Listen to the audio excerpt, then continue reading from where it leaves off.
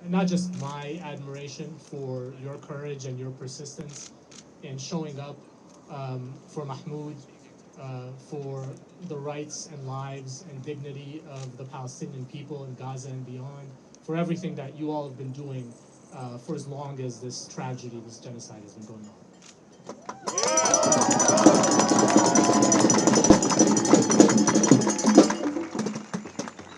And the last thing I'll say is it doesn't matter how long this fight is going to last, because we know, and more importantly, Mahmoud and his family knows that you are with him, and that is a huge source of sustenance and courage, and that's what's going to enable us to keep doing this for as long as we need to until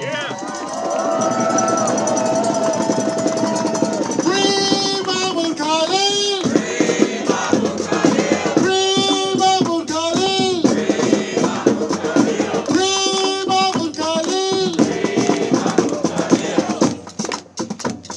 We have more from the amazing legal team defending our brother Mahmoud Khalil. Thank you all so much for being here. My name is Samat Sise. I am an attorney at the Center for Constitutional Rights. Hi everybody, my name is Yana Shamas, also with the Center for Constitutional Rights. CCR is extremely appalled by what has happened to Mahmoud, and also what unfortunately could happen to many other students who are speaking out on behalf of Palestinian rights, protesting the genocide happening in Gaza, and saying that the United States government is complicit in that genocide.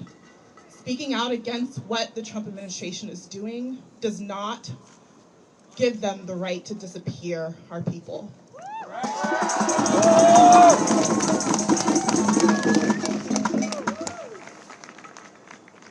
And to be clear, this starts with speaking out for Palestinian rights, but we know that Palestine is and functions as a canary in a coal mine, that it is because of the previous administration and long-standing anti-Palestinian bipartisan support for anti-Palestinian measures that we find ourselves here today. And we need to fight as hard as we can for Mahmoud because of what this portends. The invocation of these draconian provisions in the law that say simply that we will deport somebody because we disagree with their opinions, that their opinions do not align with our foreign policy views, is terrifying and should scare us all. So we will keep fighting for Mahmoud and anybody else that is subjected to these draconian laws. Thank you all for being here.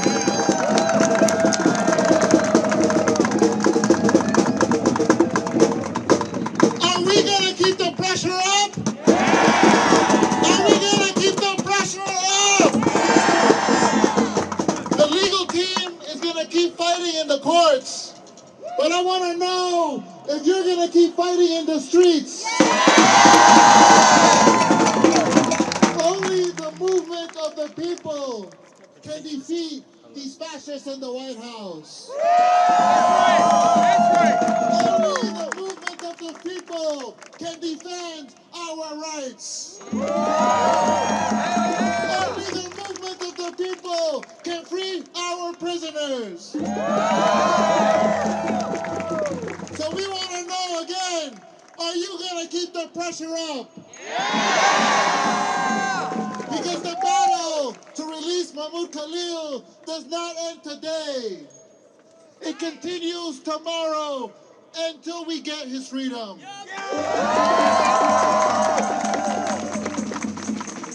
But we also know, even when Mahmoud Khalil is released, the struggle has to continue. We have to keep up the fight against this government of the billionaires.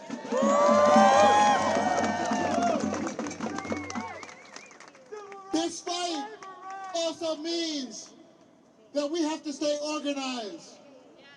So we're going to close this rally now, but we're not telling you to go home. We're telling you to go get organized.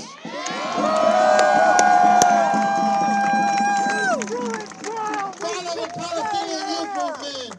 Follow the People's Forum. Come to our volunteers organizing meeting next Monday, 6:30 p.m.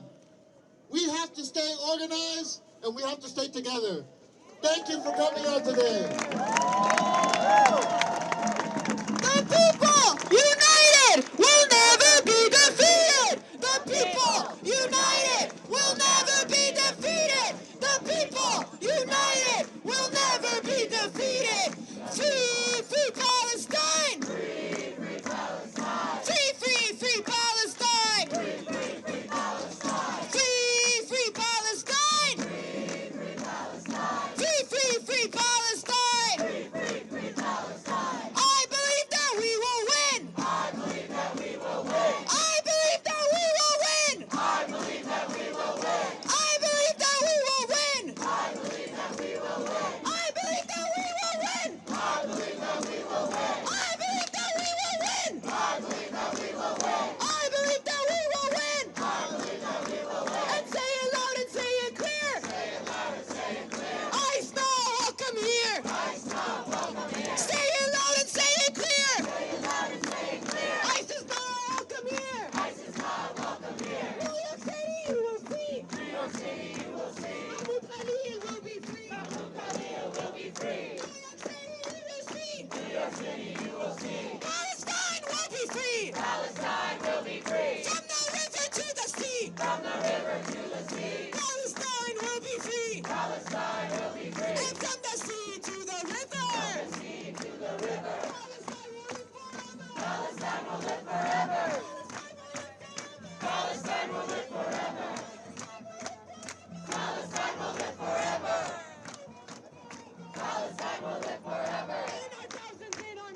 In our thousands, in our millions. We are all Palestinians. In our millions, in our billions. We are all Palestinians. We are all Palestinians. We are all Palestinians. Now. Justice. Now. Shut it down. Shut it down. Shut it down. Shut it down. Shut